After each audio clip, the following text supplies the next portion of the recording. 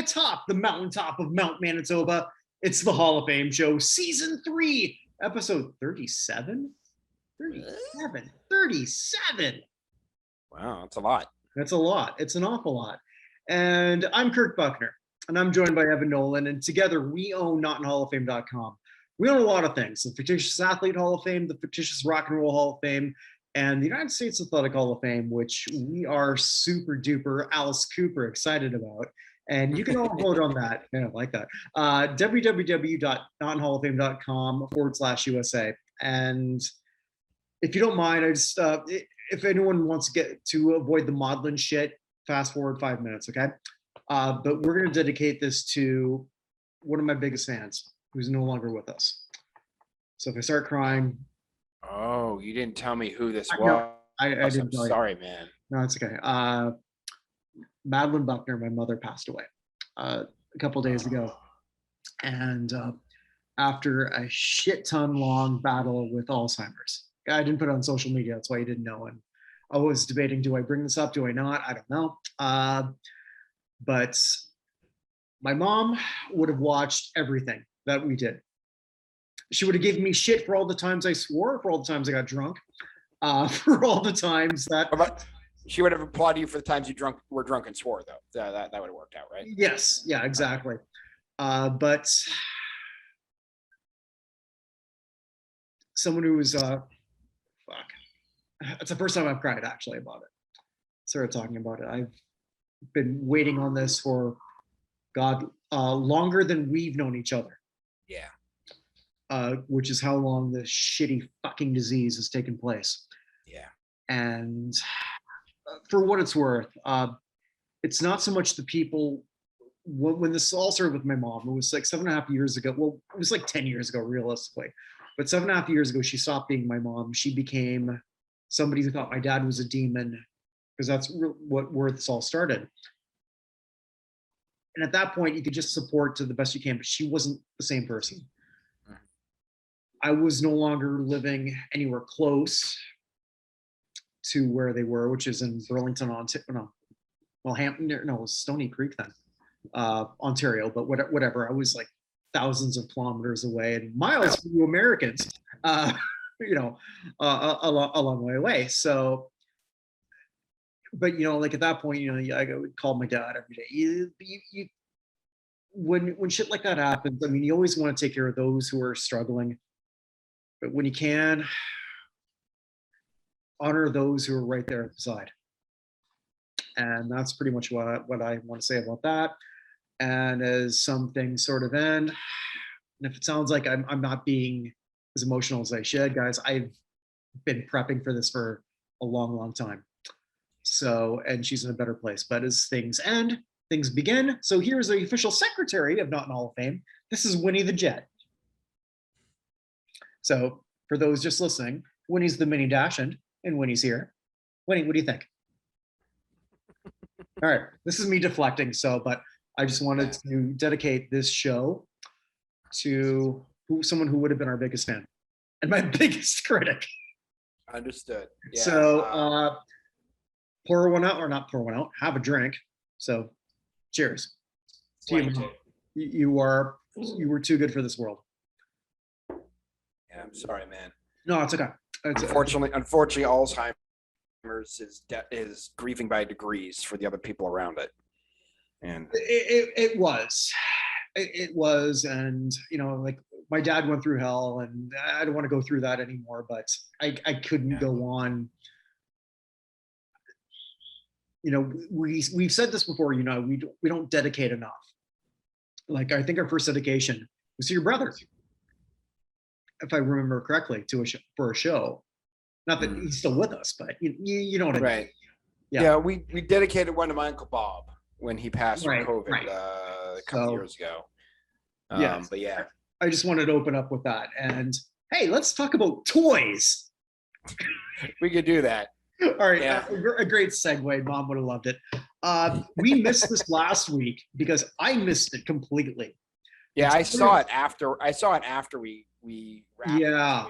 And you and I, we love this shit. It's the Toy Hall of Fame. And for those saying, like, what the hell is that? It's what it sounds like. It's an actual Hall of Fame about toys located, I want to say in Rochester, New York. Rochester, New York, at the Strong Museum of Play. Yeah, which is exactly what it sounds like. And do you have that list up? Because I always like when you sort of like bring that. I do have it up. I didn't get my act together to get it all on my spreadsheet here, but I do have the list up. So first up is I-17 or Bingo. Is up nominated for the second time in 3 years. I think the second time overall.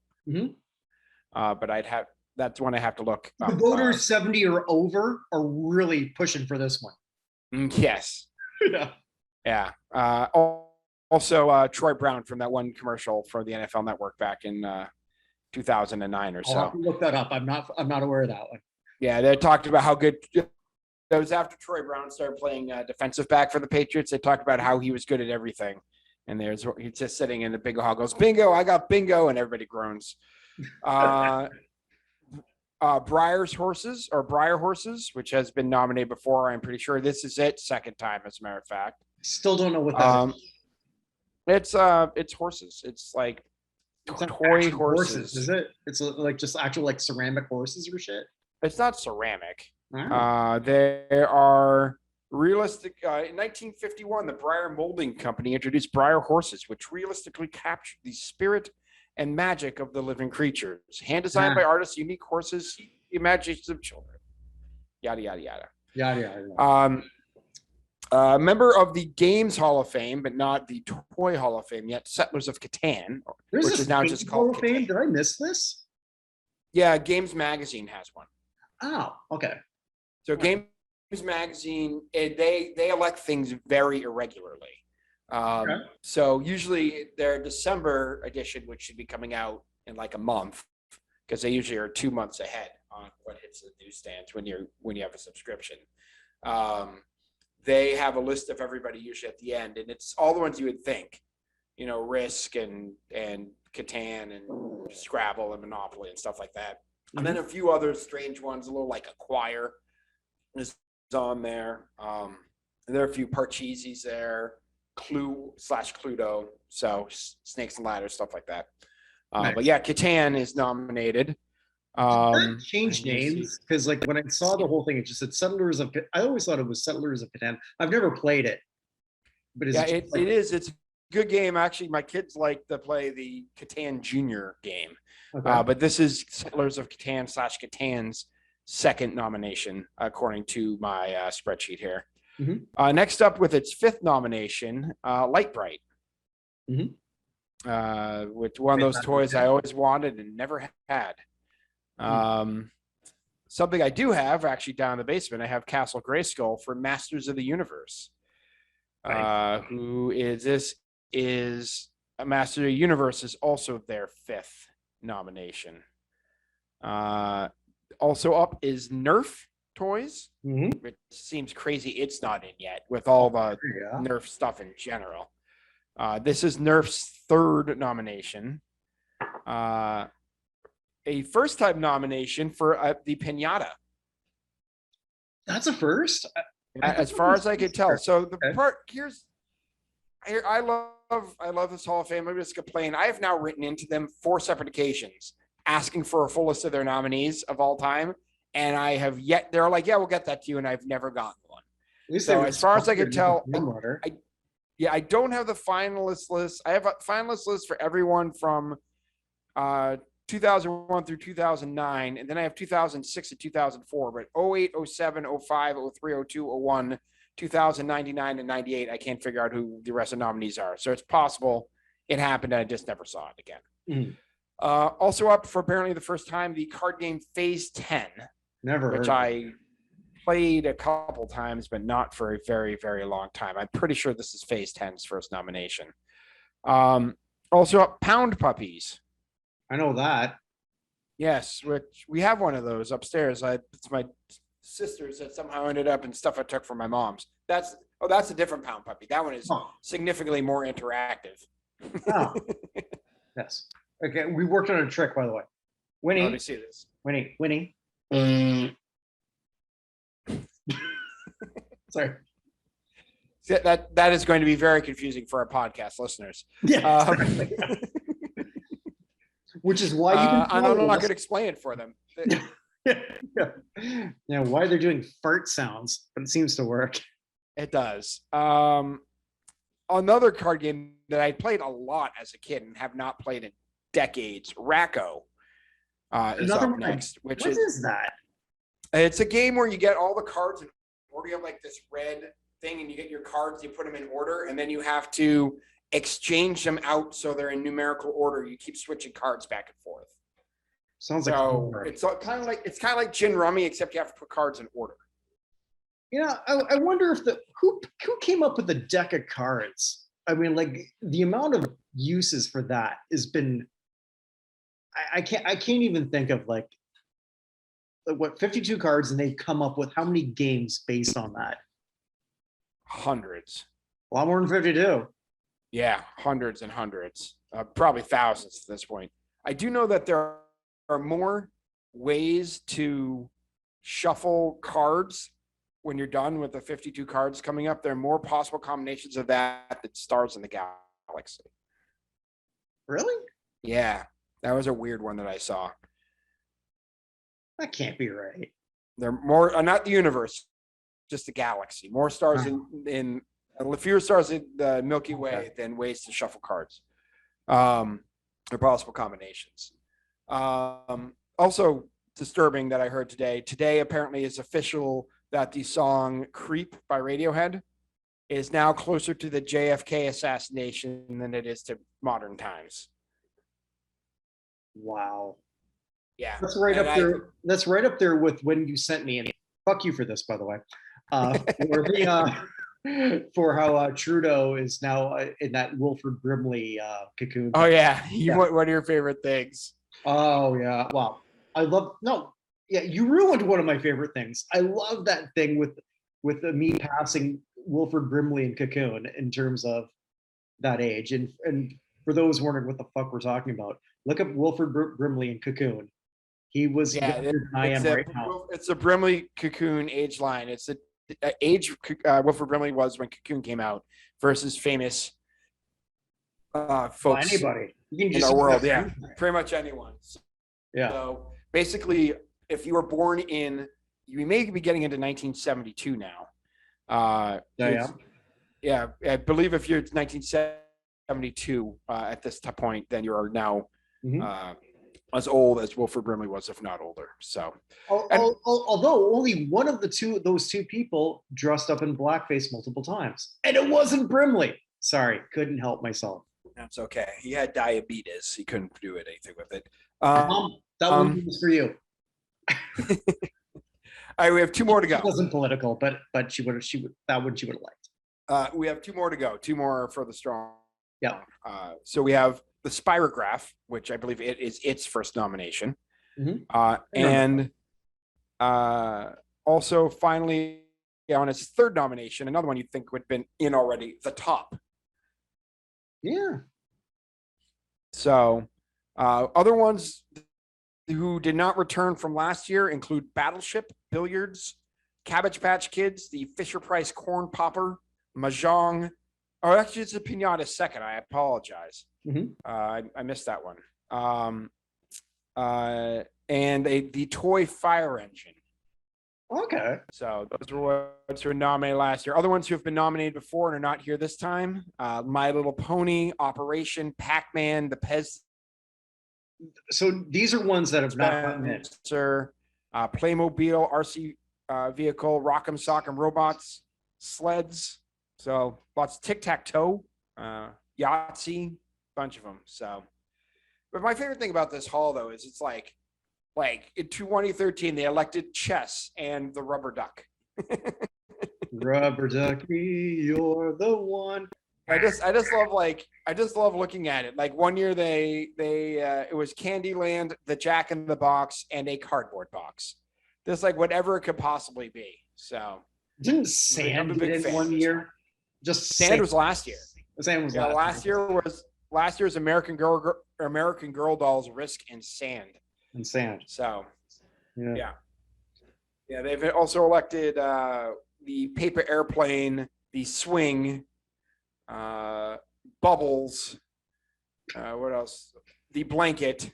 I got to go to this place, man. And a stick. I do just love stick. So. Nope, not going there. All right. So anyway.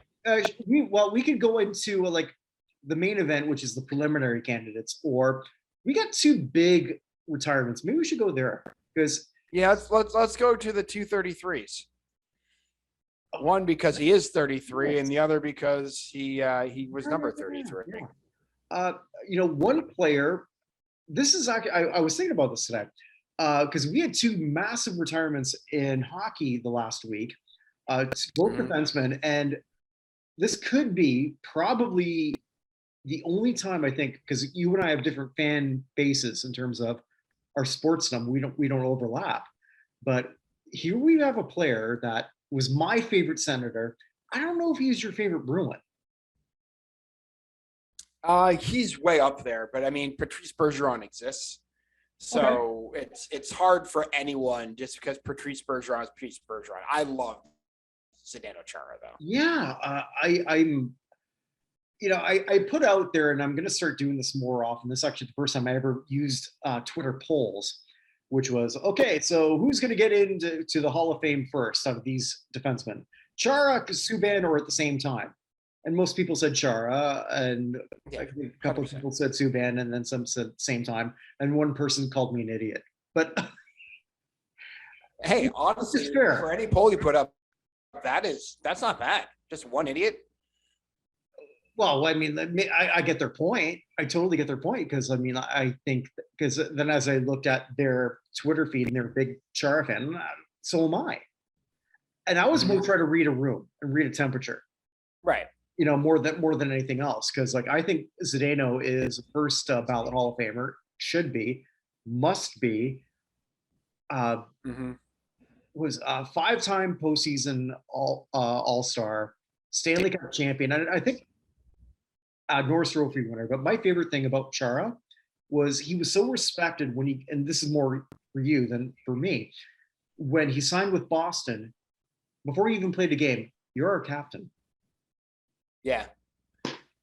That is awesome. So yeah, he when he lifted that Stanley Cup, it's the highest it's ever been lifted on the ice back in 2011. But Chara was just, even towards the end of his time in Boston, when he was so slow, he was just so big that he was hard to get around and had such good instincts. Still holds the record for hardest slap shot ever in the skills competition at 108.2 miles an hour, which is I clocked in at 106.3, by the way, but anyway. Oh, good to know. Yeah. He still holds that record. I did actually once meet him or see him at a Costco in Everett, Massachusetts, which was very, very strange. He had just signed his second contract with the Bruins, and he walked into the Costco that I was selling $400 cashmere sweaters at, which is the single worst job I've ever had in my entire life. Yeah. It's the worst job I've ever had. But there's no question they're going to retire his number this year. Like Char's number is going up in the rafters, 100% in Boston. As they should. I guess greatest Slovakian player. I'm trying to think, because there have been some players who represented Czechoslovakia who were Slovakian, but he played for Sorry, I'm a dog dad here, so I understand. Yeah, it's the newest member of the family, so I got it. Continue. Absolutely. So yeah, I mean, like when I was a Sens fan, well, still am. Chara was like, Ottawa made the biggest mistake ever when it was him against Wade Redden, and Ottawa's a small market team, and it's like, okay, what are you going to do? You can't afford them both. And you're lucky as a Bruins fan. Like you can keep affording shit. As a Sens fan, you get one window, and I've had one, and I haven't seen one since. Yeah, I say we keep affording shit, but only because our owner made sure there's a salary cap. We're still the first team ever to walk away from an Arbiters Award with Dmitry Kristich. So, yeah, but still, I mean, like you've got a lot more hope than I do. probably true. I mean, I say that now I'm kind of like a Jets fan, obviously, because what's your name? My name's Winnie, and I'm Winnie the Jet. Again, for people just listening, this means absolutely nothing, but it's a mini Dachshund who is now Got a mini Dax in there. Winnie is a jet. Anyway, that's as much as I can sing of that song without getting in trouble. right. So yeah, but Char like the long story short, Sens went with Redden, who I love too. But they got it wrong, which is amazing considering how good Redden still was, which just meant how great Chara became. So I mean, technically, that's the second team to say like, shit, we got that wrong, because he started off with, I guess, the team he finished up with, the Islanders, right? Yeah, who just didn't know what to do with him.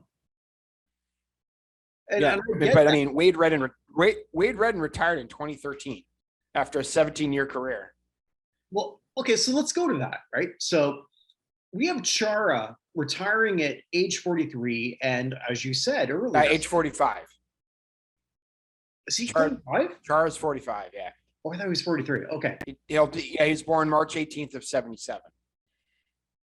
Okay, so I got that. Okay, so he's 12 years older than PK. Right. And Wade Redden was also born in 77, by the way. So they're essentially the same age. Okay. So sorry, I don't know why I thought that. Obviously, I didn't do my research right. But PK Subban, another defenseman who I absolutely love. I love them both. To me, they're both Hall of Famers. Char is a first ballot Hall of Famer. Is Subban, another former Norris Trophy winner, a first ballot Hall of Famer? What do you think? Subban's gonna be an interesting case. His exit from Montreal still doesn't make that much sense to me. Okay, as a Canadian, can I step in here? Not a Canadian, not a Montreal Canadian, but a Canadian. As much as like Evan and I will talk about race and shit, and we try not to, but you can't not. It happens. It happens. And as much as I would like to sort of like have the moral high ground here against my American friend, here's a reality. PK Subban was treated better in Nashville, Tennessee than he was in Montreal. Yeah. And tell me I'm wrong. You can, but you're wrong. Yeah, I can't. So yeah, which is very fascinating to me. And again, as fascinating as the fact that the people of Nashville loved hockey, never saw that coming. As you know, you went there. Yeah, I mean that. I went there. I went to a preseason game. It was awesome. Yeah. So I mean, I can't wait to bring you up here, man. Like with Winnipeg, where pretty much everything is. I would love. I mean, watching. There's a big difference watching a game in like a soccer game in the U.S. and a soccer game in Argentina. It's the same thing with hockey. I'm thinking, man, we gotta put it like when we finally, if for whatever reason, the next few years we don't meet up, Toronto World Cup. All right, I'm good. I'm good with that. Yeah. So Subban won the Stanley Cup. Sorry, I didn't win the Stanley Cup. He won the Norris Trophy once back in 2013. He won the King Clancy Award this past year. Right. Which, as you went through your list of awards, doesn't really actually mean anything for people. Yeah, but it does and it doesn't. This is like one of those weird awards where it's like, okay, we love you, you're awesome award. Mm-hmm. You know, because the King Clancy is of like leadership and perseverance, and we actually have a leadership trophy. And I don't completely understand the difference between that and the Masterton. Yeah, agreed. But if you win that, clearly people, it's almost like a lifetime achievement. Understood. Yeah. And Subban won it. So I guess they knew that he was going to leave. Subban could have played another couple years if he wanted to. Char couldn't. And I wish them both the best, because Subban is 33, kept his money, and he's still with Lindsey Vonn, right? I believe so. I go keep track of that as well. So. Yeah, neither do I. But I mean, like one of those flashy hockey players in a sport that doesn't have them. Mm-hmm. So whatever he does, there's no doubt in my mind he's going to be a success. Agreed. I would like to just point out he played in his career. How many games do you think Subban played? All right. You're making me do math.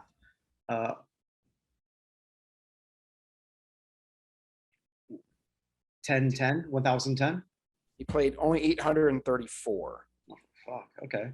If you double his 834 Yeah. and added 834 and added 6, That's where you get to Chara.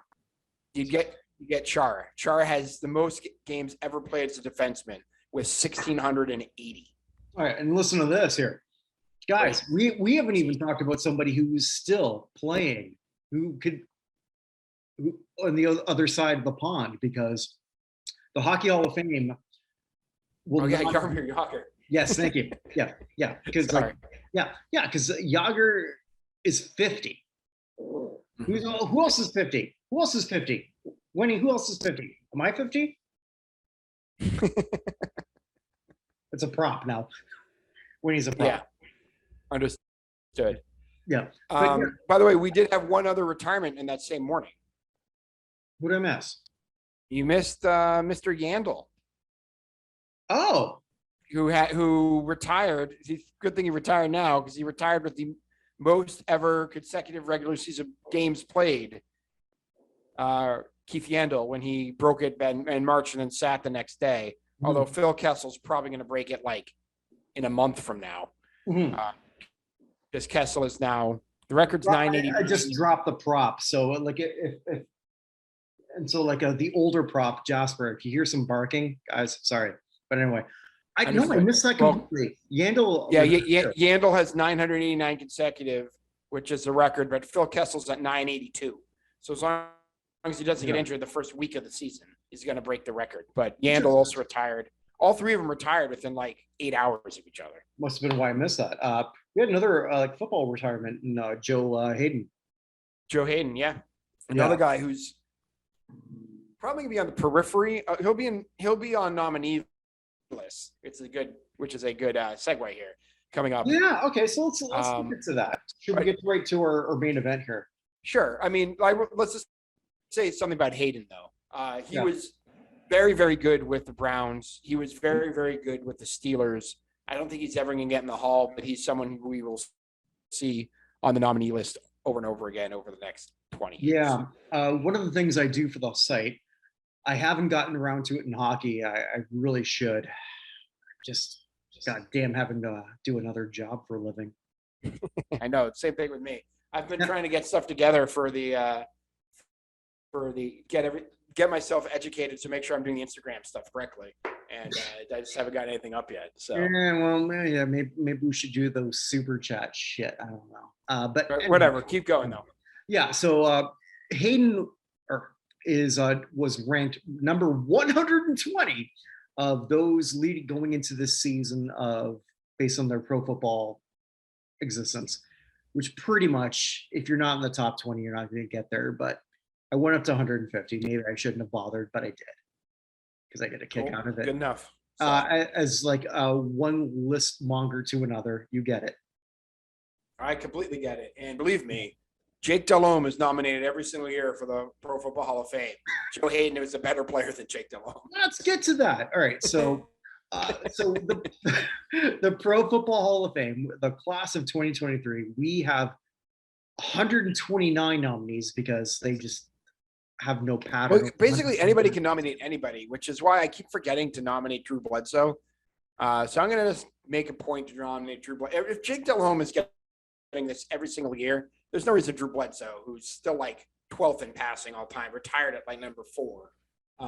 There's no reason why he should be on this list if other folks are here. So. Well, quarterbacks are kind of weak. Your quarterbacks are weak, except we have 3-time MVP Randall Cunningham. It says it's not the right type of MVP. But it should be. Yeah, I mean, they brought up Joe Klecko being Defensive Player of the Year, which wasn't the official Defensive Player of the Year that anyone picks either when he was nominated as a senior candidate. So. All right. I got to go bring the mascot because the mascot's fighting a carpet. Hey, Hold on. hey, you little Please carpet stand by. Okay. Hey, well, I guess she's a little carpet muncher. Okie dokie. So, yeah, so we got 6 quarterbacks, the same 6 out of, well, the only one Six out of that, 7. So we lost Boomer Esiason from last year. right, because he aged out. He aged out, right? But it was the other 6 who were there before, minus Boomer Esiason. Yeah, which is Randall Cunningham, who I'm huge on, as you know. I mean, he's certainly the best on this list. Yeah, Jake Delhomme, Jeff Garcia, Dave Craig, Donovan McNabb. I like Donovan. Most hated man on the website. Oh, yeah, exactly.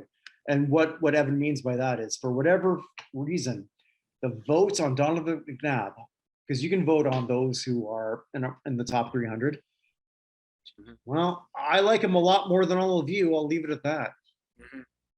And Steve McNair. But yeah, that's right. Oh, Bledsoe, I forget. Yeah, Bledsoe's not there. He's been here before. Bledsoe's better than a hell of a lot of other players who have gotten to the preliminary thing. But we've got 6 QBs, and as much as I'm very big on Cunningham, we know that it's not going to happen. Yeah, and I mean, none of these guys were like semifinalists at any point. I know we have an actual MVP or a split MVP for McNair, but it seems unlikely we're ever going to see any of these guys in the Hall. Actually, I take that back. I don't think it's ridiculous. We see Cunningham at some point. If they keep going with the seniors list, there's just going to be people our age at some point are going to be in charge. And at that point, I wouldn't shock me to see him, but I don't think we're going to see them get in directly or even get to semifinalist list directly at any point, any of the 6 of them. But do you think they're just sort of like waiting for like some of these big guns that are coming? Oh, yeah. I mean, like as much as you and I, we shit. What? What do you think about Eli Manning? Yeah, exactly. Eli Manning, but I could put him over anyone but Cunningham, frankly. But Eli's got the 2 Super Bowls. He's got the pedigree, and a lot of people like the guy. And we got Ben, who's now coming up. We've got so many quarterbacks that blow a lot of these people away. And like, isn't that incredible considering how much you and I remember how great Steve McNair was? And McNair is not even somebody we're thinking of, right? No.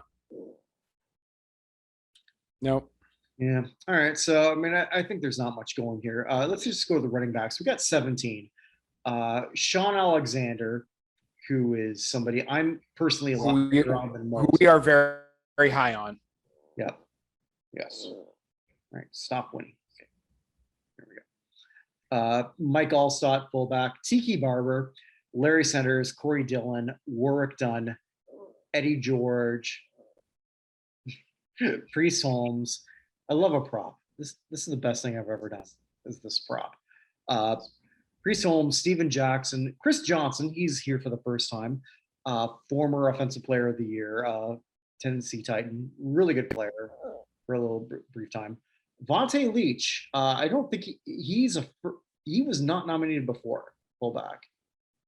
Yeah, he's a first timer on there. He's not first time eligible, but it's his first time on this list. Yeah, this one's a little out of nowhere for me.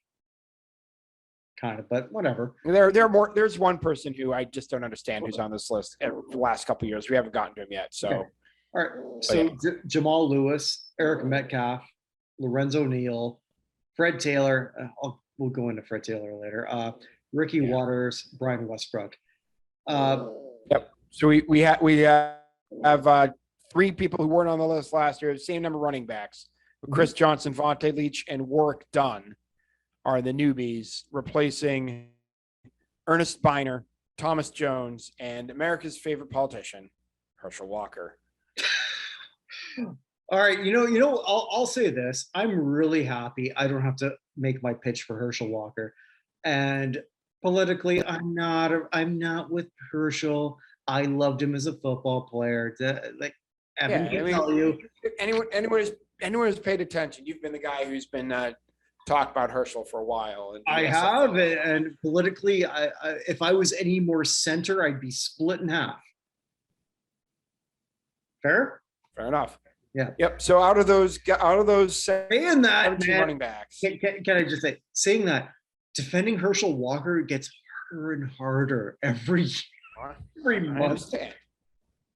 I understand. Oh my God. But back to our running backs. Yes. I mean, Alexander to me clearly leads the list. Actual MVP of the league, which is very hard to do if you are not throwing the football. And instrumental 100 on touchdowns, but Fred Taylor is ahead of him. Explain that one to me. it's yeah, I don't know. I can't. Because Fred Taylor is very good, but not Sean Alexander good. Exactly. So I don't. I mean, the Sean Alexander's peak is greater than any of the rest of these players. Chris Johnson, we already talked about, very good. Priest Holmes was ridiculous. Patriots fans love Corey Dillon. That was one of those trades that we all made in Madden. Like the Patriots never had any good running back, and Corey Dillon was always available from the Bengals. So you'd make the trade for Corey Dillon. By the way, it took a 3rd-round pick in 2004 to get that done. And then they traded for Corey Dillon, and none of us knew what to do. Corey Dillon, Mike Allstott, you can make an argument for. Lorenzo Neal, maybe the best fullback of the last 25 years. And we've got a friend. Another fullback. We've got a friend who, Jack Silverstein, is huge on Lorenzo Neal, and I bring him up only because A, he's awesome. B, follow him on Twitter, at ReadJack. C, this is a nice segue to bring this up now for people who are listening. We're going to be putting something together in late October where we're going to have our committee. We've done this. This will be the third year. Third year. Yeah. So third year where we all come together and act as if we are the Pro Football Hall of Fame.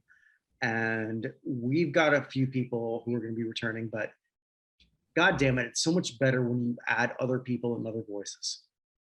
And from fan bases that we don't cover as the moment. So yeah, exactly. Because if you're an Arizona Cardinals fan, we would love to hear from you. Yeah. Well, think about this. I mean, like, we don't have anybody from Cincinnati or any. There's so many teams that we want to have representation, but even then, I mean, look at. We'll just use Jack for example. Jack does not push a Chicago Bear harder than he does a Green Bay Packer, which is why I love him even more. And I'm a Patriots guy, and what team is not my number one guy I'm pushing for? The great rivalry of Minnesota. Yeah, the Minnesota Vikings. Right. I am the pound the table guy for. We'll get to him. He's here. I'm also the same guy who told you why not to vote for a Saint. That is also true. Yeah, Sam Mills got in last year, and you're like, this isn't the right guy to get in from the Saints. Yeah, so, got it wrong. But yeah, so I mean, like, this is just our push. We want more people. I think we're pretty cool. I think we're awesome. Join us. One of us, Google Goggle. Thank you. I figured you'd get that one. He's the old movie guy. But yeah, so those are the running backs. The wide receivers, and like when I typed all this stuff out, man, I thought about what you said last year. Look at this group who won't get in, and every single one of them, if that was your WR1 for 7 years, you'd say yes. Right. And 2 of them were my WR1 for 7 years. So yeah. All right, so we got 20. Anquan Bolden, who, I mean, I think he's going to get in eventually. Troy Brown, Donald Driver, Henry Ellard. Like, God, Henry Ellard is the most disrespected man on this list. Henry Ellard it's another one of my pet projects. He's pet project number 2. Yeah. Okay. I can see that. I mean, we're here, put it this way. When Henry Ellard retired, he was second all-time in receiving yards, behind some guy named Jerry Rice. There's Jerry Rice, Henry I've heard Ellard. of him. Yeah, I've heard of him. Yeah, but after he retired, passing yards went crazy. And so now he's somewhere in the like 10 to 15 range. Is much further down. When Henry Ellard was playing, he was a dominant receiver, and absolutely deserves way more consideration he's getting. I believe this is his last year. It is. Or it's either this year or next, but I think it's this year. This is his last year. Yeah. And he's also got his punt returning skill. So for whatever reason, this guy has just been cast on the wayside. Okay, you've got your list up. Has he even been a semi? Yeah. Hold on. Okay. That's my other spreadsheet. Hold on. Okay. Hold on. Let me just get. I know he has with us. Oh no, I take that back. No, he is not. He's not. Okay. No, he does not appear on my my Hall spreadsheet at all. He appears on my semifinalist or my my working with our stuff spreadsheet, but not that one. Mm-hmm. So he's not there. No. Okay. Irving Fryer, another great player. Devin Hester, who's listed as a wide receiver. Like, okay, fine, whatever. And not a kick returner, which is weird. Yeah. Torrey Holt, who I'm massive on. Joe Horn, a Saint multiple time finalist, who I'm not massive on. Man who once cost me a championship for my fantasy football team. Oh, really? In week 16 of 2000-ish, he was going into the end zone and celebrated by putting his arms out like this with the football, and the ball got knocked out of his arms at the 1 yard line, and he fumbled. And that -2 points cost me a champ. I think it was 2000. It was my third championship in a row because Joe Horn was showboating. So, not that I'm still holding that against him 22 years later. So why not? Why not? All right.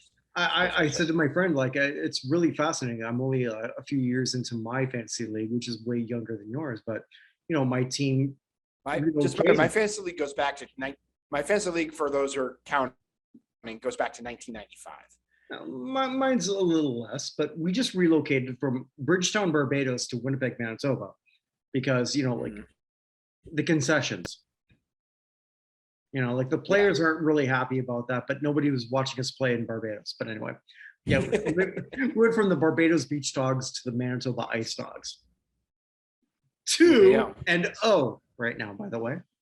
There you go. I am 0-2. I'm coming off a championship season, and it hasn't gone well so far. So, all right. So we got Andre Johnson, who I think a future Hall of Famer, Ocho Cinco. And the next two guys, or the next three, Derek Mason, Mujib Muhammad, Andre Rison. If you had that guy, and not these three guys will not sniff the hall. And if they were your number one wide receiver, you'd say, awesome. Yeah, I think Mason's just going to come up 1 yard short, but yeah. The Smiths, Jimmy Smith, Rod Smith, Steve Smith. Holy shit, Steve has the best chance, those three. Yeah. Where's Johnny Marr in this? Thank you. All right. You're the only one who's going to get that joke. And everyone's favorite semifinalist, Hines Ward. Well, except for you. Anyway. Yep. Wes Welker, Roddy White.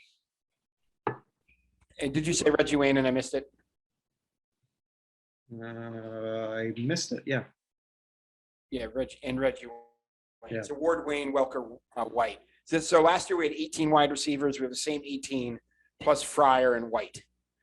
So how did Fryer not Fryer is an add-on? How did that happen? And I'm wondering if this is his last year too. Let's see here. So I'm a big Irving Fryer fan. No, he's got 2 more. Okay.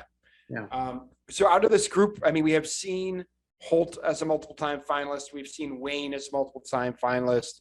Andre Johnson was a finalist last year. But Andre's number 3 in this list. He's not going to like overtake the other two. Probably not, because there's a very big pecking order when it comes to wideouts. But I think they have to get one of these guys in this year. But who knows? It's a tough incoming group for them. All right. So if you were a voter, and I know I've sort of changed my opinion on this than I was like 10 years ago. But if you were a voter, would you sort of like think of the pecking order in terms of position? I would now, I wouldn't have then. Just knowing what's coming up. The answer is maybe. Yeah. The answer is maybe. It depends. If you have someone who's like, let's just take Art Monk, who's like a finalist, 8, 9 times, something like that. At some point, you're like, just get this guy in so we don't have to stop. We can stop talking about him. But I don't know if I get Art Monk in over Terrell Owens. You know what I mean? If Owens was up against him. All right, fair enough. So, yeah. But out of those 3, you can only put one of those 3 in: Holt, Wayne, or Andre Johnson. Who are you putting in? Sorry, excuse me. Holt. Holt. I think I'm a Holt person too. First, yeah. I would not be that upset with either of the other 2, but I think given the choice, I put Holt in first. Yeah, so. And I've been pretty open about my belief that Holt should have been ahead of Isaac Bruce, and I like Isaac Bruce, but I think Holt was the better receiver. Yeah. I truly believe that. By the way, this is off topic again. I apologize for bringing this up. I meant to bring up when we talked about Chara. Chara has retired, and Patrick Marleau has retired as well, correct? Yes. So that leaves one player left who played in the 1990s in professional sports. Who is? In all sports? Brady? In all the sports, there's only one left, not counting Bartolo Colon, who's not officially in the league anymore. Brady. No, Brady did not. He was drafted in 2000. Oh, shit. Okay.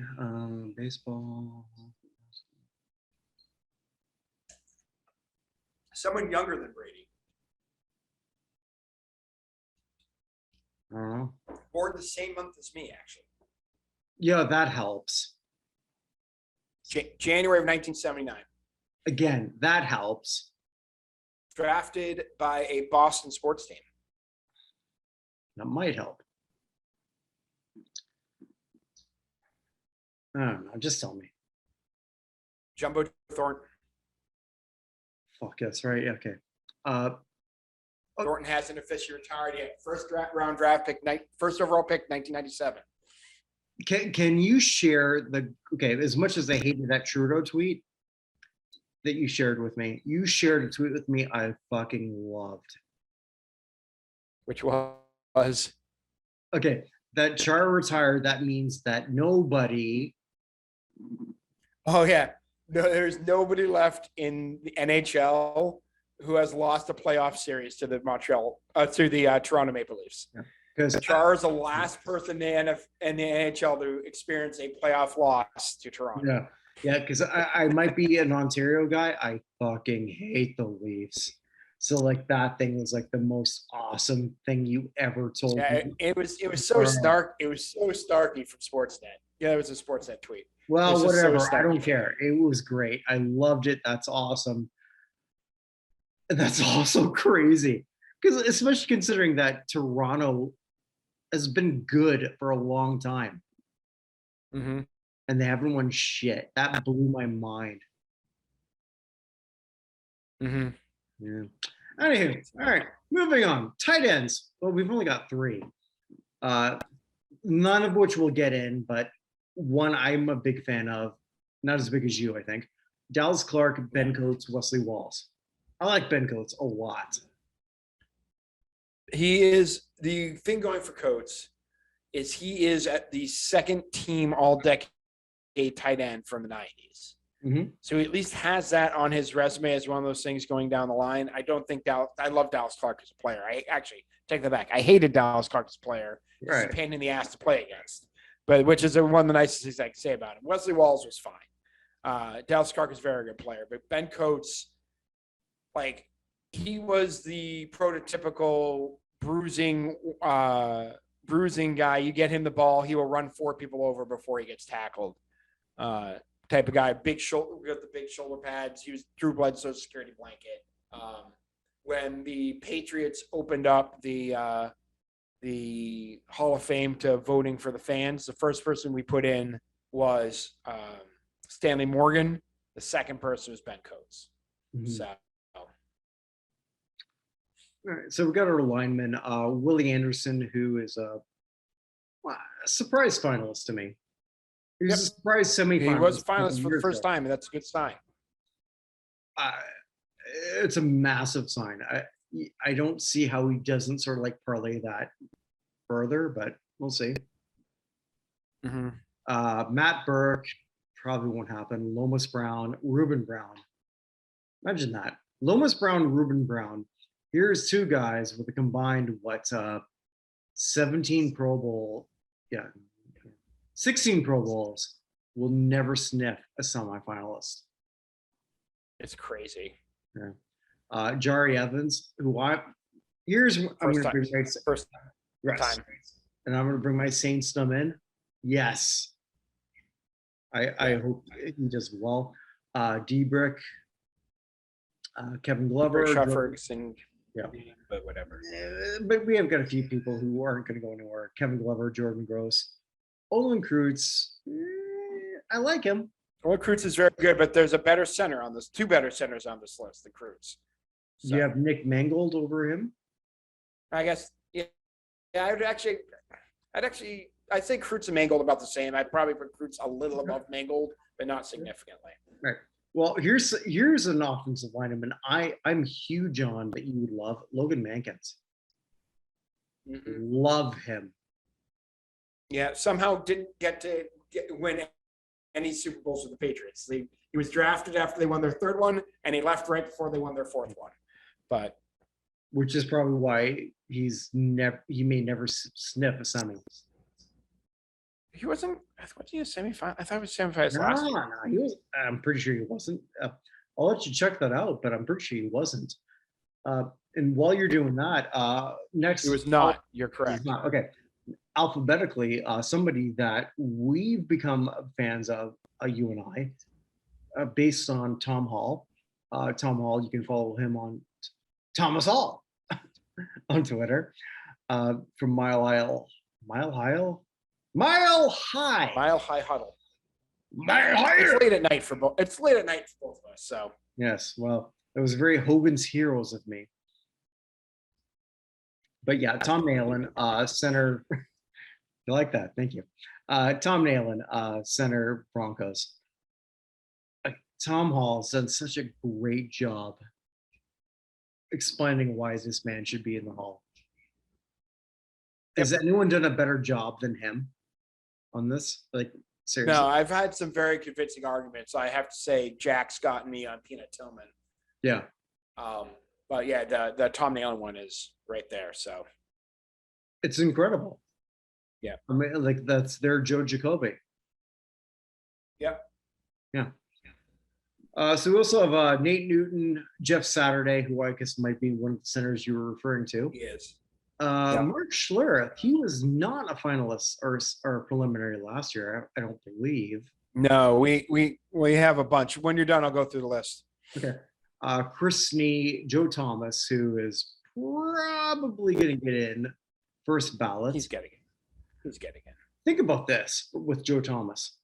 Thomas is, I don't know the exact percentage, but he's going to get in possibly as a first ballot Hall of Famer with a winning percentage under 40. Yeah, it's got to be close to the lowest winning percentage of anyone in the Hall. Yeah. Has to be Yeah. the lowest by far. Brian Waters, who I like. Richmond Webb, obviously I like. Eric Williams, Steve Wisniewski. Yep. So I forgot. Last year we had 5 tight ends. Brent Jones and Heath Miller were nominated last year. They're not here this year. Mhm. Last year we had 19 offensive linemen, 3 of whom Tony Baselli was elected, and then Jake Long and Jesse Sapolu dropped off. Jake Long Jari Evans. No, I didn't. I didn't say that. Sapolu dropped off out of age, but All right, Jake I'm Long sorry. was They eligible. didn't. No. My phrasing was bad. Sapolu aged out. Jake Long was just not renominated. Yeah. Yeah, I used the wrong terminology. So Jari Evans is first time eligible. Nolan's been nominated before, but wasn't last year. He's back. Nate Newton, Mark Schlereth, Joe Thomas, first time eligible, are the new guys on the list. So You think with Schlereth, let me just bring that up. Is that his last year? No, it's not. Okay. I don't think so. No, it isn't. Okay. I feel like he's been a commentator forever, but I know, right? yeah. So all right, so that's the offensive line, offensive side of the ball. How about the defensive side? All right. So defensive linemen, we got 14. We have 14. John Abraham, big fan. Jared Allen, previous finalist. Dwight Freeney, his first kick at the can. Yep. Leroy Glover, Casey Hampton. Anything before we go on any further? I mean, I think Freeney's got a very good shot at the Hall. Whether this year or coming up, I don't know, but he's good. He's a very, very strong candidate. Man, these guys are awesome. The next three, Yeah. Robert Mathis, Leslie O'Neill, Simeon Rice. Holy crap. Look at that 8 we just said. Yeah. I mean, I would have loved any of them on my team. I mean, because I had none of them at any point. So if they're your leading DEL at that point for 5 years, you're happy. Holy 100%. Shit, look at that. And it's possible that some of them won't get in. But this is one that sort of surprised me. Clyde Simmons, I remember who he was. Yeah. It's been a while with Clyde Simmons. So was he ever a preliminary? Do you know? I don't go back far with the nominees. I only recorded for that's one of those things I should go back and do, but I've only recorded that since last 4 years. So he's not in the last 4. So to the point where that name came up, I'll admit, I had to look up like, where did he play? Yeah, because I didn't remember there. So Justin Smith, Neil Smith, who I love Neil Smith. Justin Tuck, and 2 of your next favorite guys, Vince Wilfork and Kevin Williams. Yeah, Wilfork was getting fitted for his Patriots Hall of Fame jacket over the weekend. I think they're doing the celebration with the Ravens in town this week. So he's lost a ton of weight. How many people really? Okay, because how many people do you need to sort of like help fit Vince for anything?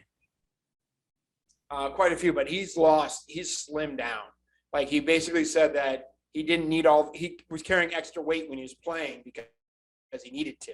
He doesn't need it anymore, and he's slimmed way down. He's not looking like remember when Gronk retired the first time? Yeah. You're like, oh my God, what happened to him? Vince still looks healthy. He's still a big guy, but he's not nearly as big as he used to be. So I love Vince. He and Bianca have been eating better. Much. Oh my God, yes. Yeah. That might be my favorite couple. Yeah, Vince and Bianca, they are wonderful, wonderful people. So let's put it this way.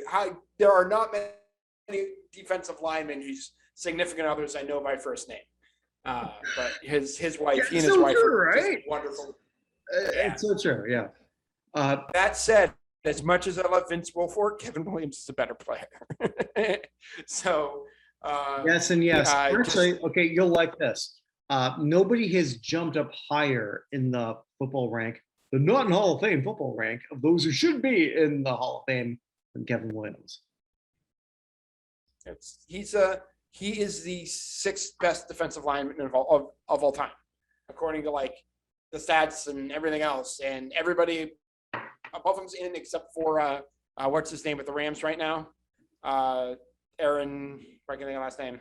Donald, thank you. That's my mission now. Okay, I have many missions. Mission number 12 of my 1,000 is to have Evan Nolan interview Kevin Williams. Oh God, I would love that. That'd be one of the greatest things ever. But yeah. Absolutely. So anyway, so the new folks we had were Freeney and Simmons.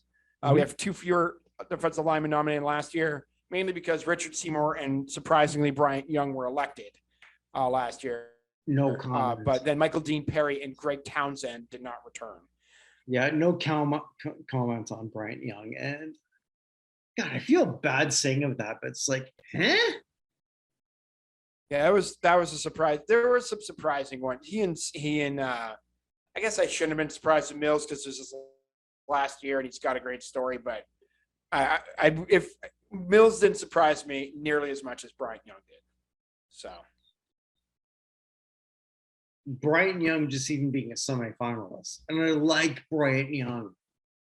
but he was previously a finalist too, which was it's the second time. So anyway. All right, linebackers. We got 17. Jesse Armstead, somebody who I'm huge on, Cornelius Bennett. New entry, Navarro Bowman. I like Navarro. Mm-hmm. I like him a lot. Lance Briggs. Lance is pretty good. Yep. It's a question of whether he's good because of Urlacher, whether Urlacher was good because of him. It kind of feels like Very true. Check who's more responsible argument. But I think he is a very underrated player, Lance Briggs. Absolutely. Chad Brown, he came out of nowhere. Mm-hmm. Teddy Bruschi, okay, super popular on a great team, has no business ever getting in the Pro Football Hall of Fame. Hey, Pats fan, am I wrong? I don't think he's ever getting in. He's probably, at this point, he's probably the second most popular Patriot of all time, I would say. Oh, okay. So, but I mean, I don't think that means he should be a Pro Football Hall of Famer. Okay. So. James Ferrier, London Fletcher. I'm big on London, but London Fletcher was a tackling machine. Oh my God, yes. James Harrison, who's now here for the first time. Yeah. Just to piss off Steelers fans, former Patriot James Harrison. I'm actually really excited to see what happens here. I'm more fascinated on him than anyone else. Yeah, James Harrison, he was at least Defensive Player of the Year once, right? I don't have that off the top of my head. Yeah, he was, but like he's an interesting guy. Somebody who sort of like figured out not to be lazy, if that makes any sense. Like his first 4 years, like he's got this talent, like and then he put it all together. So I don't know. I'm really big on James. Seth Joyner, Willie McGinnis, Takeo Spikes, another name I love. The player with the most games in the NFL without ever appearing in a playoff game. Spikes? Pretty sure. Oh, okay. Yeah, James Harrison was Defensive Player of the Year in 2008. Okay. Pat Swilling. I don't have to say anything there. Zach Thomas. DeMarcus Ware, Patrick Willis. Look at that great last three. Mm-hmm. And Al Wilson. Wham, wham. Sorry, Al. Yeah. Yeah. So for linebackers, last year we had 13. Mm-hmm. Sam Mills was elected. Hardy Nickerson did not return to the list. I love Hardy Nickerson as a player as well. I don't think he's a Hall of Famer. Added were Jesse Armstead, Navarro Bowman, Chad Brown, James Ferrier, James Harrison, and Al Wilson are the newbies. Sorry. But, I mean, the name for both of us on this list is Pat Swilling. I just don't know if they're ever going to elect a third linebacker from the same linebacker. Well, probably not. Like Jackson and Sam Mills, but Swilling, who was a better player than Mills. When he decided to return. Sounds Give me good. the jet.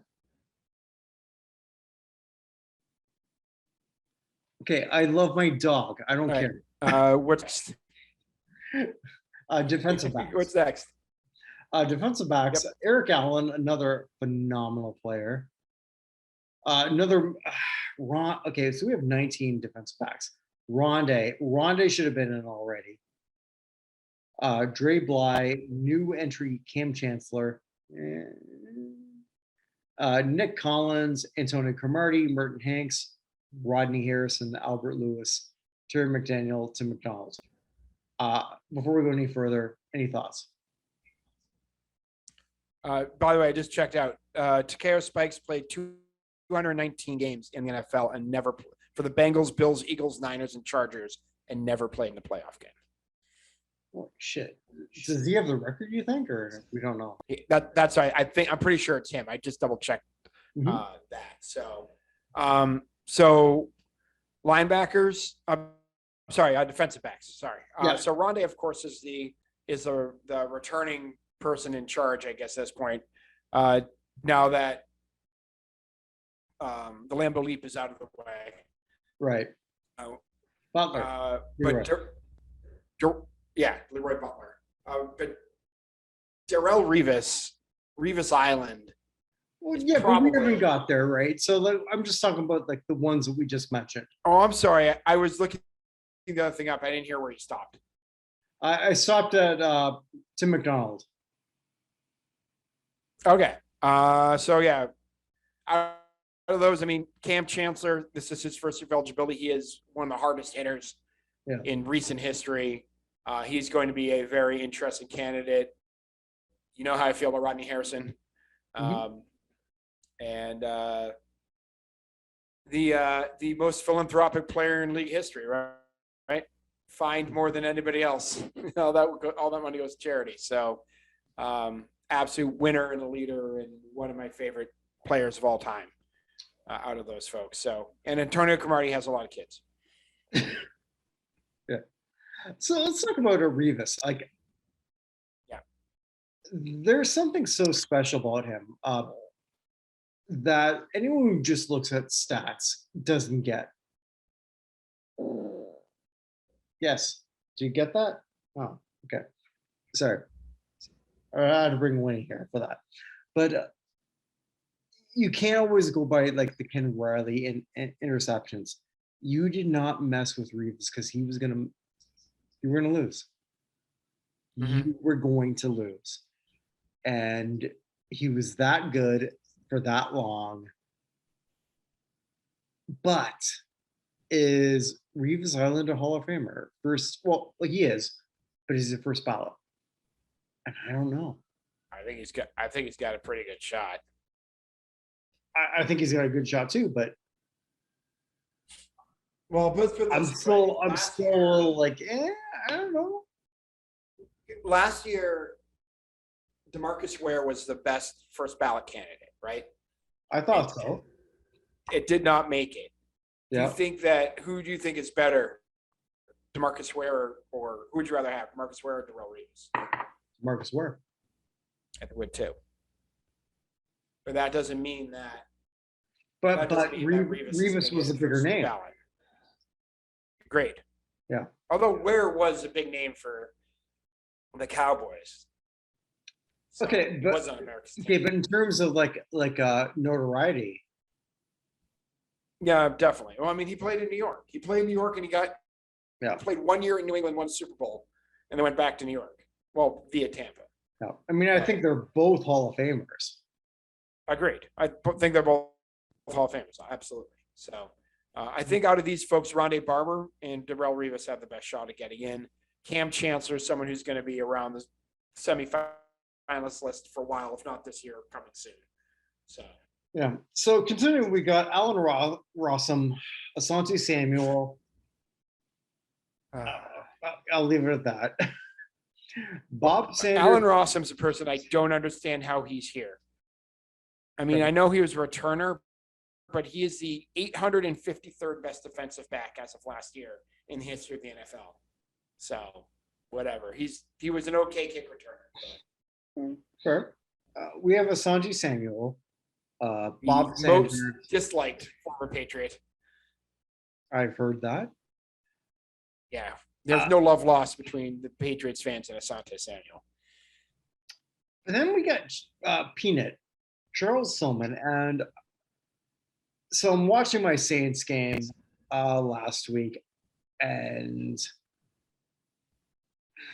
I'll have to admit, Jack's right. Jack Silverstein is right. I cannot say how many times I've watched something where they said peanut punch. He's right. Mhm. So are we looking at somebody who was great or somebody who was influential? I don't know. It's I going to be an agree. interesting discussion. I don't know, but I'm a lot closer on Peanut than I ever was before. So Yeah. I mean, he's almost like my lesser player Coriel because I'm a okay, big thing on influence. So like I'm okay. I'm still sort of stuck on that.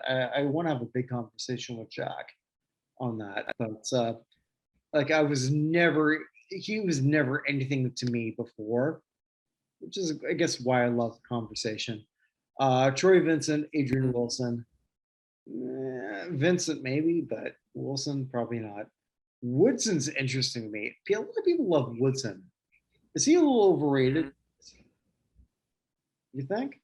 I don't think so. I think he's properly rated. I think Okay. he's right where he's supposed to be, kind of at the peripheries here of this discussion. Like I'm not. No offense to Adrian Wilson and Nick Collins and Merton Hanks and people like that, but they're never getting in. Darren Woodson's at least going to be in the discussion for a while. So Well, fair enough. I think it would take a lot for Darren Woodson to get in, though. There are just too many people coming every single year. Oh, God, yes. Yeah, yeah, especially in that's the thing, offense and Yeah. defense. I mean, so Kickers.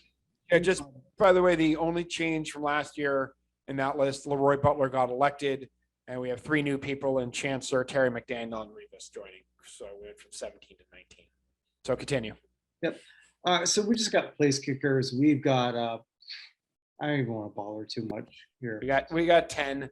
I'll just run through them. Gary Anderson, Jason Elam, Jeff Fiegels, Jason Hansen, John Casey, Sean Landetta, Shane Leckler, who is, of course, Vinny's favorite guy, Ryan Longwell, Pat McAfee, and Matt Turk.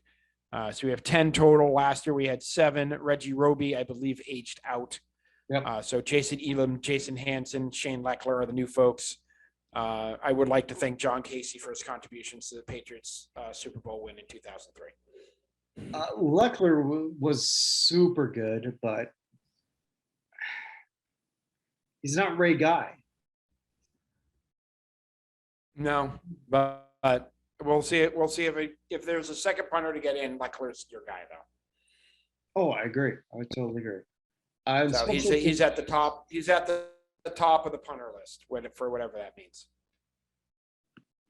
Yeah, for whatever that means. Special teams, you only have Cribbs and Mitchell left. Yeah, so Mel Gray and Steve Pasker's out. Tasker. Yeah. Tasker's out. Did Mel Gray out too now? Yep. So we're down to Cribbs and Mitchell. Mitchell, second all time in yards in the NFL. Second all time in yards. Doesn't matter. Nobody cares. No, they do not. Well, we do. We do, but nobody else does. So, Yeah. So it's anyway, so there's our list. Yeah, it's a pretty awesome list. And again, Evan, myself, and a few other people, sometime in October, late October, we're gonna put together if we were the people who ran the Pro Football Hall of Fame. You know? Someday. Just by the way, out of these people coming in, so I think the best chance for being a first ballot is Joe Thomas. But Jari Evans, Dwight Freeney, and Darrell Rivas are at least going to be people who are having outside or also have a shot at first ballot. I think it'd be Rivas and Thomas is what I think. Rivas and Thomas. Yeah, that makes sense. Yeah. Because again, who's better? Freeney's going to be up against Ware, right? So who's better, Freeney or Ware? Yeah, and Jari is again. I'm obviously huge on him, but there's the only other finalist who is a offensive lineman is Willie Anderson, left from last year. So at least the offensive lineman spot is now wide open. There's a Second person to come big in. There's no reason it can't be Jari. It's no reason it can't be Jari Evans, but it would surprise me if he got him straight away. So I'll say this now. I don't think anything's going to change my mind. Then there's not going to be an offensive lineman in the hall this year. I don't think there is either. Yeah. Okay. So my early predictions. Sorry, just please. my early prediction. I'm going with a finalist list or a final five coming in. It's going to be Revis, Joe Thomas, Zach Thomas. Let's go DeMarcus Ware, and they got to get one of these wide receivers or Hester. Mm-hmm. So I'll go with, this wouldn't be my pick, but I think if they're going in order, it's probably going to be Reggie Wayne. Fair enough. Anyway, all right. So, I would pick Holt or Hester, but it's probably going to be Wayne. Sounds good. And then we can listen to Jack freak out about it. Jack doesn't freak out. Jack doesn't freak out. That's why he's so awesome. Again, so follow him at Reed Jack. And you should read Jack. You really should. But just by the way, I also want to point out this list of people who never played a playoff game. Their number 1 and 2 best players who never appeared in the playoffs, the postseason, Dick Butkus and Gale Sayers. So number 3, Joe Thomas. So none of them are going to be qualifying for what we're working on. Well done. See what I did? Very good. Yeah, because Evan and I were in the preliminary stages of putting together the playoff Hall of Fame. Mm-hmm. What's that? Well, it's kind of what it sounds like. The playoff Hall of Fame. It's a Hall of Fame designed for Julian Edelman. Which he might not even get into, which is kind of crazy. It may take a while, but he has a better shot at that for football. No, for sure. So I'm really excited about that. That's gonna launch in January because like I don't have enough shit to do. Of course not. No, God not. All right. So should we get into those we lost? Yeah, it's a short list this week, fortunately. Can I just say again, Mom? Again, yeah. So passing away this week, we do have something for the base mistress again. Hungarian gymnast Istvan Aranyos, who competed in 1964 and 68 Summer Olympics, passed away at the age of 80. So there you go. From the world of bodybuilding, Mr. Universe, Bill Pearl, who was Mr. Universe in 56, 61, 67, and 71, as well as the amateur Mr. Universe in 53. So that's an 18-year span there. He passed away at the age of 91. I feel like I know that name. Did you do other shit? Expert trainer and author on bodybuilding, named the world's best built man of the century. Over me? Became a vegetarian at age 39. That's where I know him. He beat me for it. Best barely. Century. Okay. He barely beat you out.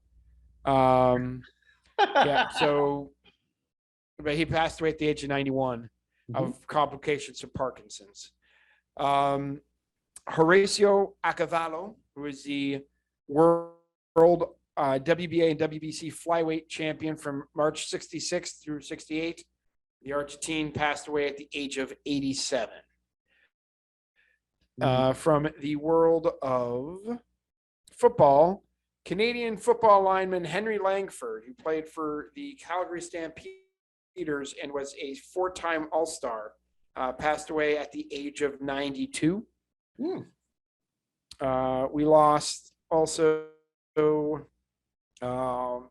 college football Hall of Famer as a coach, Daryl Mudra, passed away at the age of 93. He was best known for his work at, he won 281-4 in football between North Dakota State, Arizona, Western Illinois, Florida State, Eastern Illinois, and Northern Iowa. And he won Division I championship at 65 with North Dakota, the college division championship with North Dakota State, won the Division II championship with Eastern Illinois, and then a whole bunch of other ones going down from below. But he was elected the College Football Hall of Fame in 2000, passed away at the age of 93. Member of the dominant UCLA teams from the 70s, Greg Lee passed away at the age of 70. Went on to play for the San Diego Conquistadors, Portland Trailblazers, and in Germany. Also was a professional volleyball player, but he was on the 72. What? I was trying to do a German thing. Oh, okay. Excellent. But he was a member of the 72 and 73 UCLA teams, passed away with an infection linked to an immune disorder. So there you go. From the world of baseball, we lost John Stearns, catcher with the Mets, four-time All-Star in 77, 79, 80, and 82. Also played a year with the Phillies. Passed away at the age of 71. Stearns he wasn't part of that 69 team, I don't think. No, he was after that. Okay, but of the 73 team that people forget that made it to the World Series. Mm-hmm. Yeah. He was diagnosed with prostate cancer in July, played the Old Timers Day at Citi Field in August, and 3 weeks later has passed away of prostate cancer. Yeah. So Okay. Yeah. also had one of the best nicknames in professional sports history, Bad Dude. John Bad Dude Stearns. Yeah, so he was 71 years old. Which is better than me. Are you bad dude? Sorry. From the world of music, we lost 4 folks this week. First, we'll start with Anton Fire or Fear. I'm not sure how to pronounce it. Passed away at the age of 66. The drummer for the Lounge Lizards and the Feelies passed away. I love the Feelies. Yeah. He also briefly a member of the Voidoids and was a co-founder of the Golden Palominos. Shit. I love both of them. Okay. Yeah, so he passed away at the age of 66. He stopped playing drums in 2019. Uh-huh. I'm not sure. They're not sure why. He died in Moldova, of all places, at the age of 66. Hello, beige mistress. Yeah. Yeah. We lost DJ, one of the greatest DJs of all time, voted number 3 DJ in the world by DJ Magazine 1993. Stu Allen passed away at the age of 60. After suffering a rare, what is this? Gastrointestinal stromal tumor. I just did say it. I wasn't sure what that meant. But one of the greatest DJs in England's history passed away at the age of 60. We lost co-founder and the original drummer of the Doobie Brothers, John Hartman, passed away at the age of 72. He was the original drummer, and then they added a second drummer, Michael Hosick, and they kept 2 drummers from then until 2016 when when Ed Toth became the band's sole drummer. Hosick left after a while, but he was there for a while. So he was there from 71 through 2003. So, but he passed away at the age of 72. I don't see from what. Yeah, I don't know. He was with them when they were inducted into the Hall of Fame in 2020. So we lost the male half of the band Friends and Lovers, Jim Post, who had the hit that he wrote, which peaked number 10 in 1968, Reach Out of the Darkness. I think it's so groovy now that people are finally getting together. Remember that song? But he passed away after a long illness at the age of 82. And then the two biggest names we lost this week, let's stay out of sports, just passing away today. Louise Fletcher, one of the greatest performances in film history, one of the greatest bad guys in film history, as Nurse Ratched from One Flew Over the Cuckoo's Nest. Only because so subtle. Like, if you guys have not seen One Flew Over the Cuckoo's Nest, anyone who has not seen it, just go watch it. It is amazing all the way through. It won Best Picture, Best Director, Best Actor, Best Supporting Actor, Best Actress. Like I don't know if it swept all the awards. I can't remember or not. But it's just an absolutely fantastic film. And Louise Fletcher was amazing in it. And her Oscars speech actually is one of the most famous of all time, because I believe it's the first one ever. Both of her parents were deaf. And so she did sign language to thank her parents during the speech, which I think is the first time ever anyone used sign language at the Oscars. So, but she also won Emmy Awards for her work in Picket Fences and Joan of Arcadia later in life. So, yeah, Louise Fletcher was 88. And the biggest name, I guess, according to us in this thing, passed away at the age of 89. 1962 National League MVP, Maury Wills. I didn't know that. Oh, you didn't know Maury Wills passed? No, I didn't know he passed. Yeah, so it was 1962 MVP. I saw this. He had 208 hits and 104 stolen bases that year in 1962. He was the stolen base leader 6 times from 60 straight through 65.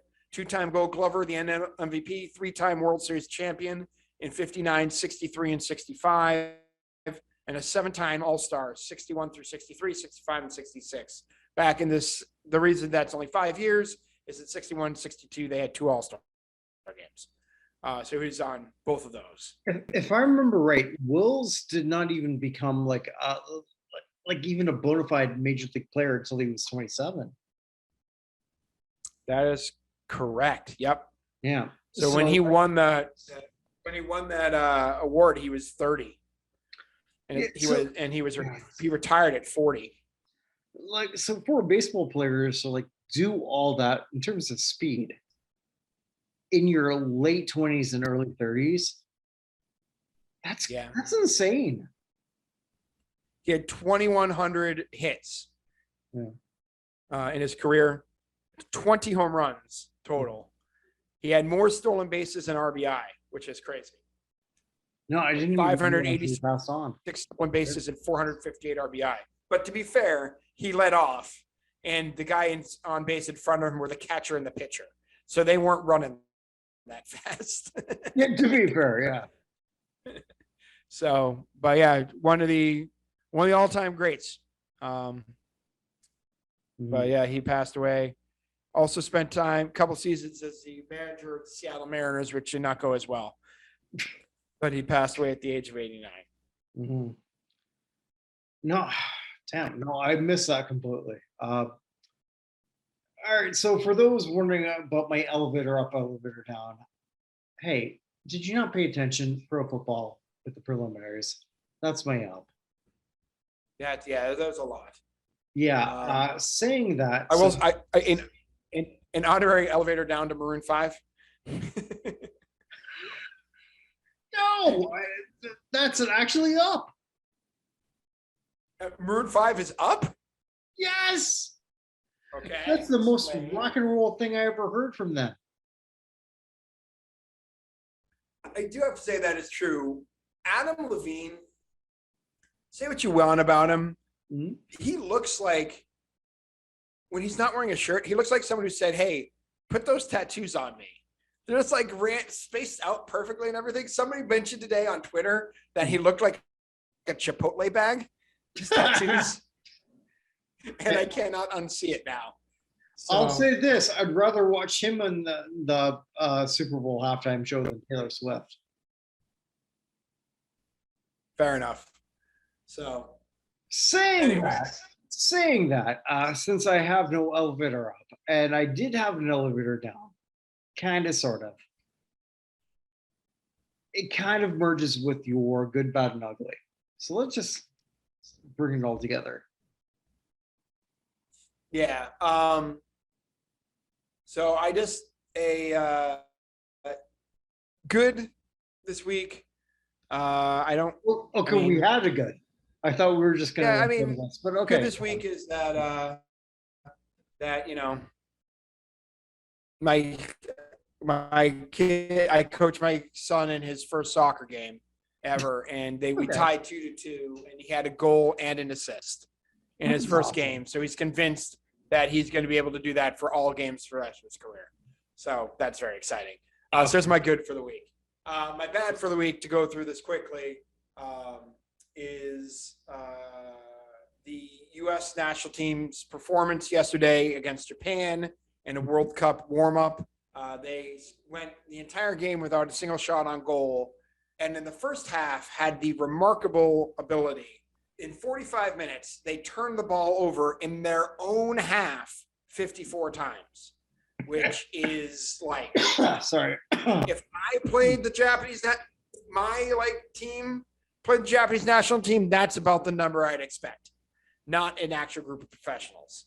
Although, to be fair, we wouldn't have the ball 54 times against Japan's national team.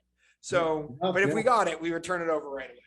So that's the bad. I don't need to say anything else about this. The ugly is one of my favorite franchises, my Boston Celtics, who announced yesterday that they're going to put a 6 in the parquet in honor of Bill Russell, and that their coach wasn't going to be there to see it. So yeah, what's going on there, man? So we don't know the whole story, but there are literally no good guys in this whole thing. And I'm including one of my favorite ownership groups. I love the Celtics ownership. I think they're in good hands. I think they're trying to do the best they could. But the way this got leaked. By them. Yeah, it was leaked by them. And then they had this whole moralistic. And the point that Brad Stevens was making today was correct, that it was unfortunate the women in their organization were dragged through the mud, all their names and everything. I'd agree. People had nothing to do with it. But to be fair, they're dragged through the mud because the Celtics leaked it in the first place. And Twitter is what Twitter is. It's speculation, right? So they should have known better than that. They could have just kept it shut and said, hey, we're going to have an announcement coming out here, and made the announcement then without saying anything. The Celtics are very good at making transactions that nobody sees. If you see the Celtics involved in a trade from Woj or Shams, it will not happen, because those are not the trades the Celtics make, right? They're the ones you don't see happen. They keep that quiet. How they did not keep this quiet, I don't understand. Because they I didn't don't want see what to. the point was of leaking. Because they did not want to, which is the. But why? I don't know. That's the thing that doesn't make any sense. So this is what it's to the point where I feel that we don't know what happened. They're making it seem like he was having a relationship with a subordinate. I don't think that's true. Well, I think he was having a relationship. Subordinate is right. And I think he was having. Here's the only reason it makes sense for them to leak it. Because if it's subordinate, I don't think they'd leak it. The only reason it makes sense for them to leak it is if one of the people involved was a spouse of one of the people in the management team. Okay, so let's say that's the case. Because I've got nothing when I was looking at this. This is the biggest to me in sports for a long time.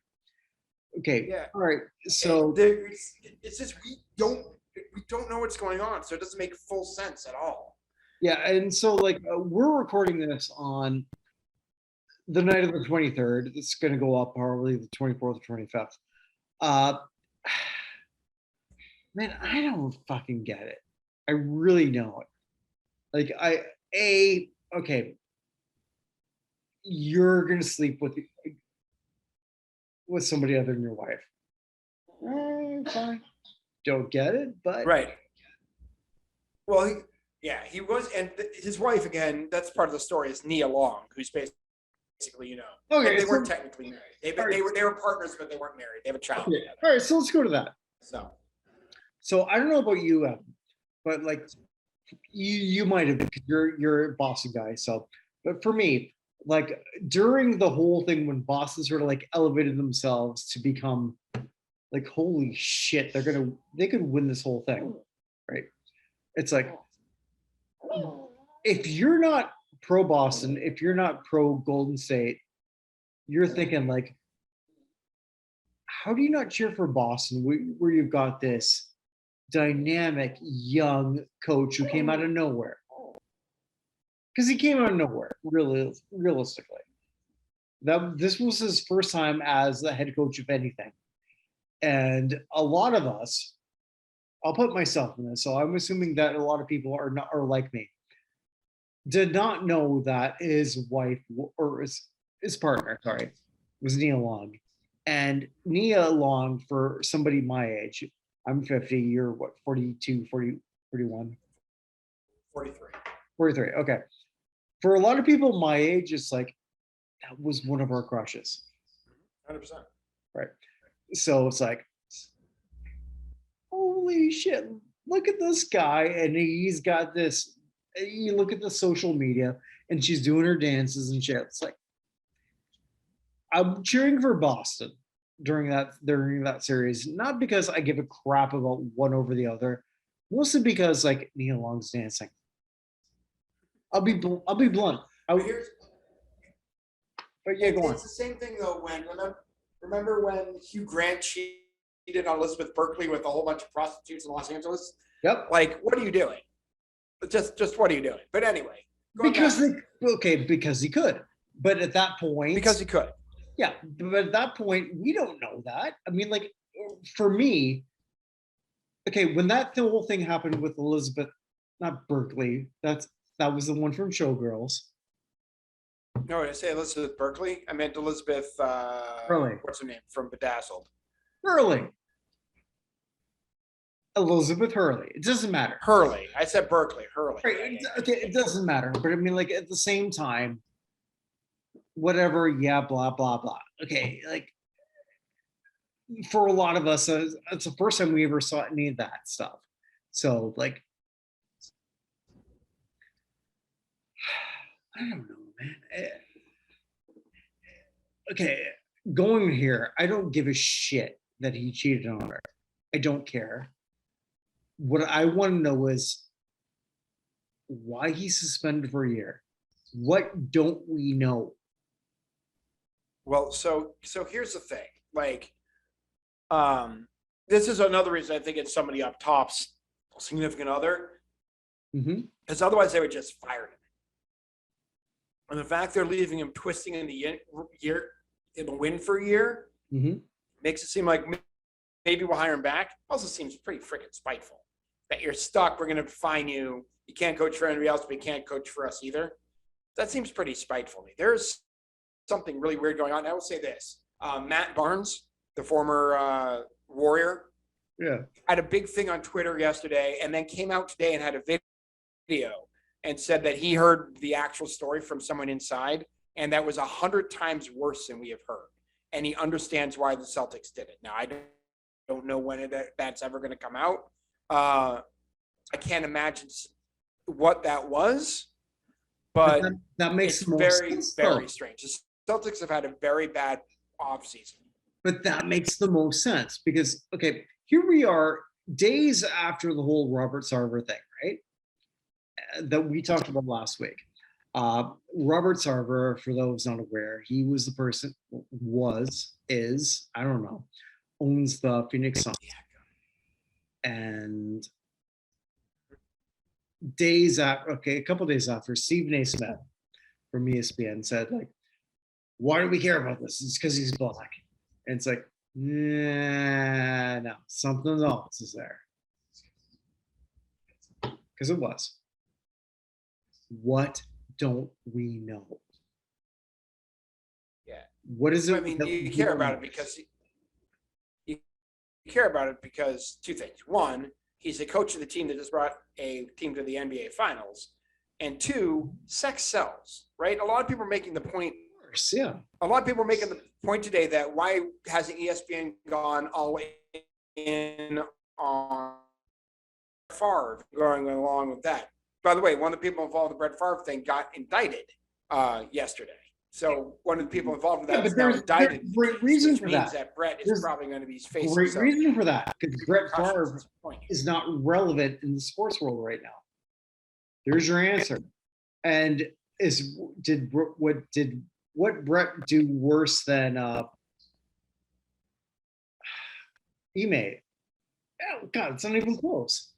But in the sports world, it isn't. Yeah. Yeah. So I don't know. I don't know what's going on. This whole thing is weird. The Twitter reaction was bad.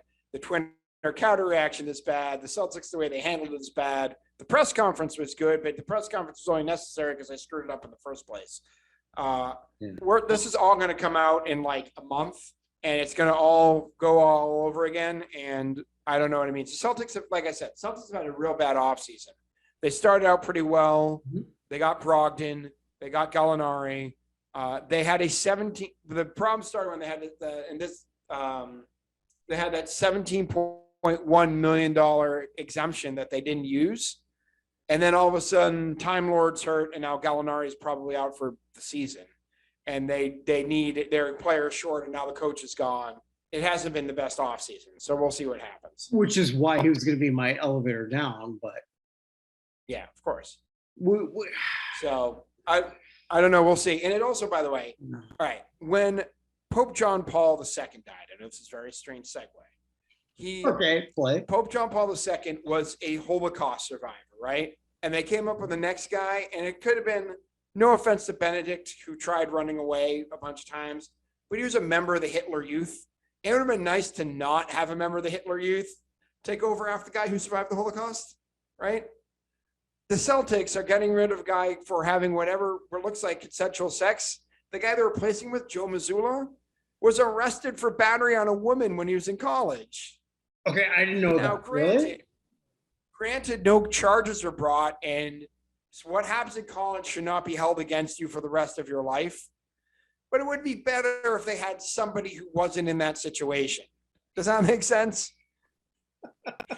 When you have somebody who's a problem with sorry, women, I don't mean to laugh about the situation. More serious problem with women replacing. Sorry, what'd you say? No, I don't mean to laugh about the situation, but yeah.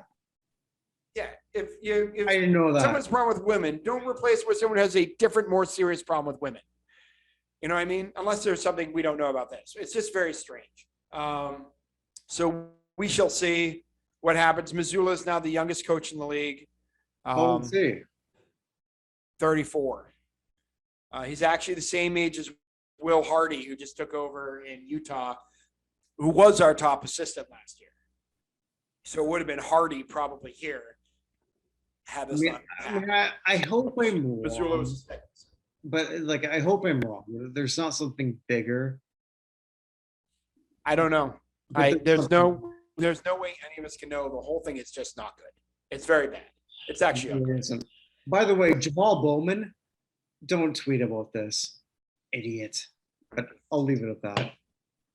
All right. So let's wrap it up, man. It's almost midnight. Yeah, let's wrap it up. Hey, do you know that I wrote a book? A BUK?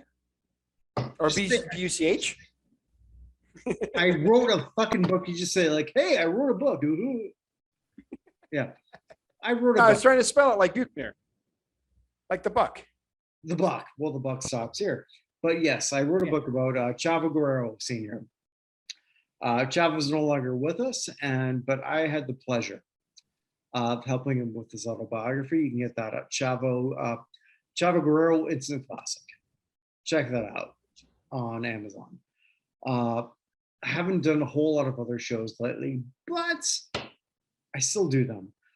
So next week on how the hell, how the hell did this go number one? Creed. Remember Creed? Oh, arms wide open. Yeah. Yeah, well, we're gonna look at that. We're gonna look at that. And because Andrea, if you're watching, because you said this one, man, you don't know what I've got picked for you next week. Damn it. And Glenn Pulowski and I, Glenn, who is going to be now in Antarctica, before that happened, we looked at the Lennox Lewis Klitschko fight. Okay. Yeah, so we have that. So those are some things coming up on the Buchner verse. Like what I did there? Very, very The nice. Buchner verse, yeah. So a lot of that's certainly coming through. So with that, myself, Evan, Winnie, Winnie, come on, picture here. Wherever you are, wherever you may be, thank you. And Mom, I love you. Thanks for everything. Rest in peace. Thank you. Take care. See you later.